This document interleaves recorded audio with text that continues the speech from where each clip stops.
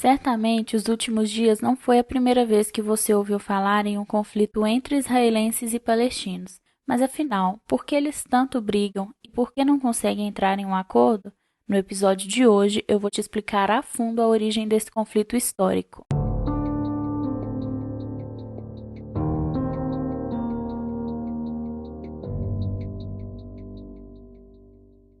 Bom, para a gente começar a entender esse conflito, nós temos que voltar lá no início do século XIX, que é quando o sionismo se espalhou pela Europa. O sionismo era um movimento nacionalista que queria a criação de um Estado judeu para acabar com o antissemitismo, que são as perseguições aos judeus e que teve o seu ápice com o Holocausto. Os judeus tinham 4 opções de lugares para a criação desse Estado: na Argentina, em Uganda, na Sibéria e na Palestina, que é uma região sagrada para os judeus. A Palestina é uma região com 400 quilômetros de extensão que fica entre o Rio Jordão e o Mar Mediterrâneo, mas tem um problema, que é sagrada para os cristãos e para os islâmicos. Além do que, naquele momento, o território da Palestina fazia parte do Império Turco-Otomano, e a população que vivia por lá era predominantemente árabe. Mas com o final da Primeira Guerra Mundial, o Império Turco-Otomano caiu e o seu território foi tomado por alguns países europeus, e a região da Palestina ficou sob posse da Inglaterra. E esse foi um momento muito importante porque a Inglaterra, em apoio à causa sionista, fez a Declaração de Balfour, que basicamente apoiava que o povo judeu tivesse um lar nacional justamente na terra palestina. Essa declaração também dizia que esse lar nacional judeu não podia prejudicar os direitos civis e religiosos da população não judia que vivia naquela região. E com isso, nas décadas de 1920 e 1930, milhares de judeus migraram para lá. E já no final da Segunda Guerra Mundial, já haviam cerca de 600 mil judeus morando naquela região, o que representava metade da população árabe que já vivia lá. E não demorou muito para que a tensão entre esses dois grupos começasse. E foi por isso que, em 1947, a ONU lançou um plano de partilha, que propunha a criação de 2 estados diferentes, um estado árabe e um estado judeu. Mas a cidade de Jerusalém ficaria sob um regime especial. Os judeus aceitaram essa oferta, mas os palestinos, que eram os árabes, não aceitaram ceder o seu território. Então, esse plano da ONU foi aprovado, mas ele nunca chegou a ser implementado. E como quem controlava aquele território na época era a Inglaterra, os britânicos concordaram com o plano da ONU, mas disseram que não iriam implementá-lo. Então, eles estabeleceram uma data limite para a saída dos britânicos da Palestina. E essa data foi em 14 de maio de 1948. E nesse mesmo dia, um líder judeu chamado David Ben-Gurion estabeleceu a criação do Estado de Israel. Mas já no dia seguinte, os estados árabes daquela região, que eram Egito, Jordânia, Síria, Líbano e Iraque, declararam guerra e invadiram esse novo estado. E esse conflito ficou conhecido como a Guerra Árabe-Israelense. Quem venceu essa guerra foi Israel, e eles conseguiram expandir seu território e ocupar a parte ocidental de Jerusalém. E também durante essa guerra, a Jordânia ocupou a Cisjordânia e a parte oriental de Jerusalém. E mais embaixo, o Egito tomou o território de Gaza, e os palestinos seguiram sem um Estado. E uma consequência dessa guerra que ainda é vista nos dias de hoje é o desalojamento de diversas pessoas, principalmente de árabes. Na época da guerra, cerca de 750 mil árabes tiveram que fugir para outros lugares, especialmente para a vizinha Jordânia. E até hoje existem árabes em campos de refugiados que são descendentes desses palestinos que foram deslocados. Uma outra consequência dessa guerra foi a divisão daquele território em três. Ao leste estava a Cisjordânia e a parte oriental de Jerusalém, que estava sendo ocupada pela Jordânia. No meio estava o Estado de Israel e do outro lado está a faixa de Gaza, que estava sendo controlada pelo Egito. Então, esses dois lados que não faziam parte de Israel, que no caso seria de posse da Jordânia e do Egito, continuaram concentrando os árabes, mas eles não tinham ligação entre si, uma vez que Israel ficava ali no meio.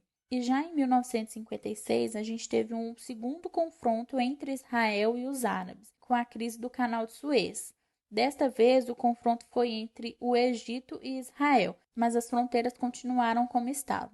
O terceiro confronto entre os árabes e Israel foi em 1967, em um episódio que ficou conhecido como a Guerra dos 6 Dias. No final dessa guerra, Israel ocupou a Cisjordânia e a parte oriental de Jerusalém, a faixa de Gaza e a península do Sinai. Lembrando que a Cisjordânia e a parte oriental de Jerusalém pertencia à Jordânia na época e a faixa de Gaza e a península do Sinai pertenciam ao Egito. Depois da Guerra dos 6 Dias, surgiram os chamados assentamentos, que são as comunidades judaicas que foram construídas no território palestino ocupado por Israel. Esses assentamentos são basicamente bairros judeus protegidos por muros e por forças militares israelenses, e as pessoas que vivem nesses assentamentos são chamados de colonos. E sobre esses assentamentos, os palestinos alegam que tiveram a sua liberdade restringida e as suas casas e terras invadidas para que eles fossem construídos. A comunidade internacional e inclusive a ONU consideram que esses assentamentos são ilegais. Isso porque existe uma Convenção de Genebra que proíbe um país de colocar sua população em um território que foi militarmente conquistado. Mas Israel discorda desse argumento porque diz que a região não era controlada por ninguém antes de 1967. Anos mais tarde, em 1973, tivemos mais um conflito entre árabes e israelenses, que foi a chamada Guerra de Yom Kippur. Dessa vez, o confronto tinha de um lado Israel e do outro o Egito e a Síria. Em 1978, tivemos o Tratado de Camp David, que foi negociado pelo Egito e Israel, mediado pelos Estados Unidos. Nesse tratado, as duas partes se comprometeram a negociar um acordo de paz, e isso de fato aconteceu. No ano seguinte, em 1979, o Egito foi o primeiro país árabe a assinar a paz com Israel. Nesse acordo, o Egito recuperou o território de Sinai, que tinha sido perdido para os israelenses em 1967 na Guerra dos 6 Dias, mas Gaza permaneceu com Israel. Depois disso, a Jordânia, em 1994, também assinou um tratado de paz com Israel. E até hoje, a maioria dos estados árabes não reconhecem Israel e dizem que Israel fez uma ocupação ilegal no território.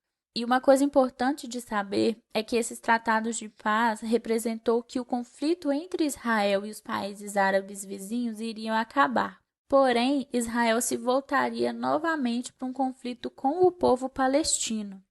Anos antes do primeiro acordo de paz de Israel com o Egito, que foi em 1979, foi criado em 1964 a OLP, Organização para a Libertação da Palestina. Esse grupo tinha 3 objetivos. O primeiro, acabar com o Estado de Israel. O segundo, retomar com os refugiados palestinos. E o terceiro seria criar um Estado palestino. A OLP lançou várias operações militares contra Israel. E em 1987, a gente teve a primeira intifada, que seria o primeiro levante palestino contra Israel. Em 1988, a Jordânia renunciou à posse das terras da Cisjordânia e disseram que a OLP seria o único representante legítimo do povo palestino. Essa primeira intifada terminou em 1993 e levou à assinatura dos Acordos de Oslo entre a Organização para a Libertação da Palestina e o Estado de Israel. Nesse acordo, os dois lados se comprometeram a colocar fim nos conflitos e buscar a paz. Nessa época foi criada a Autoridade Nacional Palestina, que passou a se chamar Estado Palestino em 2013 e é reconhecido por 2/3 dos países que compõem a ONU. O Acordo de Oslo também firmou o controle dos territórios da Cisjordânia e da faixa de Gaza para as autoridades palestinas. Porém, esse acordo estabelecia que a Cisjordânia seria dividida em 3 áreas administrativas. A primeira, controlada integralmente pela Autoridade Palestina. A segunda seria administrada pela Autoridade Nacional Palestina em conjunto com os militares israelenses. E a terceira área, que é onde estão os assentamentos israelenses, seria administrada integralmente por Israel. Porém, essa divisão não foi respeitada, porque o povo israelense não aceitava um diálogo com os palestinos, tanto que o primeiro-ministro israelense da época foi assassinado por um militante de extrema-direita que era contra o que esse primeiro-ministro tinha negociado. Já em 2000, aconteceu a segunda intifada, ou seja, o segundo levante dos palestinos contra Israel. Dessa vez, porque o candidato ao cargo de primeiro-ministro de Israel foi fazer uma visita na esplanada das mesquitas, que é um local sagrado para os judeus e para os árabes. e os palestinos consideraram essa visita como uma provocação. E essa segunda intifada terminou em 2005, que foi quando Israel teve que se retirar da faixa de Gaza. Desde 2007, o Hamas controla a faixa de Gaza, e é importante saber que esse grupo nunca reconheceu nenhum acordo feito anteriormente pelos palestinos com o Estado de Israel. E nos últimos anos, Israel tem concentrado seus ataques mais na faixa de Gaza do que na Cisjordânia. Isso porque na Cisjordânia está concentrado aqueles assentamentos israelenses que eu já tinha dito antes. Fato é que a paz nunca se instaurou completamente por lá. Hora ou outra, as tensões entre os dois se acirram. E não foi diferente em 2017, que foi quando o então presidente dos Estados Unidos, Donald Trump, disse que iria transferir a embaixada americana de Tel Aviv para Jerusalém. E isso causou muita discussão também na comunidade internacional. Isso porque o Estado de Israel diz que Jerusalém é a sua capital e que eles têm soberania lá desde 1967, que foi quando eles tomaram o território de Jerusalém na Guerra dos 6 Dias. Porém, a ONU nunca reconheceu essa anexação de Jerusalém ao território israelense. E, por outro lado, os palestinos da faixa de Gaza, que são liderados pelo Hamas, e os palestinos da Cisjordânia, que são liderados pela Autoridade Nacional Palestina, dizem que Jerusalém será a capital do futuro Estado da Palestina. É por causa desse debate de a quem Jerusalém pertence que a comunidade internacional decidiu abrir os seus postos diplomáticos em Israel, na cidade de Tel Aviv, e não em Jerusalém, como Israel queria. Porque se fizesse isso, eles estariam reconhecendo que Israel seria o único a ter soberania sobre o território de Jerusalém. E como eu disse antes, lá em 1947, quando a ONU estava fazendo aquele acordo de partilha, eles propuseram que Jerusalém ficasse sob comando da comunidade internacional, mas isso nunca aconteceu de fato. Hoje, toda Jerusalém está sob o controle de Israel. E vale lembrar que o governo Bolsonaro também chegou a cogitar mudar a embaixada brasileira de Tel Aviv para Jerusalém. É importante saber também que, além do Trump ter reforçado seu apoio à causa israelense, ele também incentivou uma aproximação de Israel com alguns estados da Liga Árabe, como, por exemplo, o Bahrein e os Emirados Árabes. E isso levou que os políticos palestinos se vissem como enfraquecidos, porque a causa palestina sempre foi apoiada pelos estados da Liga Árabe. E agora, com essa aproximação deles com Israel, a vida dos palestinos poderia ficar um pouco mais difícil. E foi por isso que os dois principais grupos políticos da Palestina, que do lado de Gaza é o Hamas e do lado da Cisjordânia é o Fatah, resolveram convocar eleições na Palestina depois de 15 anos. A última eleição na Palestina foi em 2006 e foi bem conturbada, porque o Hamas venceu, mas o Fatah não reconheceu esse resultado. Então, houve muito conflito entre esses dois partidos, que levou a uma divisão política da Palestina, que se tem até hoje, que eu acabei de dizer. De um lado é o Fatah controlando a Cisjordânia e do outro é o Hamas controlando a faixa de Gaza. Mas ao convocar essas eleições, eles decidiram que primeiro haveria uma eleição legislativa, depois uma eleição presidencial e, por fim, uma eleição para o Conselho Central da Organização da Libertação da Palestina. Mas essa eleição é bem complicada, principalmente em termos logísticos, porque parte dos palestinos vivem em Jerusalém, que, como eu disse, é controlada por Israel. E o governo de Israel teria que autorizar os palestinos da parte oriental de Jerusalém a votarem, o que não aconteceu. Essas eleições aconteceriam no sábado, no dia 22 de maio, mas foram adiadas sob a justificativa de que elas só seriam realizadas se fosse garantida a participação dos palestinos que viviam em Jerusalém.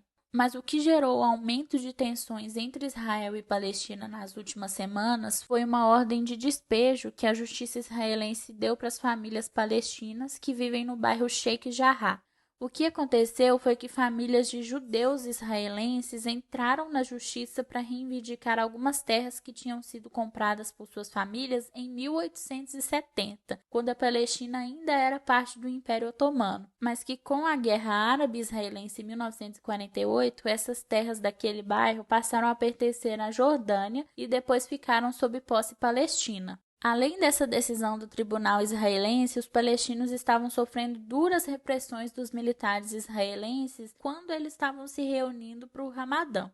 Foi pela associação desses dois eventos que o Hamas lançou um ataque contra Israel. que imediatamente retaliou, e o conflito entre os dois se escalou novamente. Esses últimos ataques deixaram pelo menos 144 pessoas mortas e destruíram dezenas de moradias palestinas. Na quinta-feira, dia 20 de maio, os dois lados concordaram em estabelecer um acordo cessar-fogo que passou a valer no mesmo dia e foi mediado pelo Egito.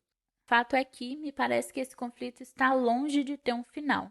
E aqui, o Caderneta Global vai continuar acompanhando tudo o que está acontecendo por lá. Se esse tema te interessa, não deixe de ficar de olho nas nossas atualizações. Siga o podcast e ative as notificações do Caderneta no Instagram, que por lá você também vai encontrar vários conteúdos extras. Até mais! Certamente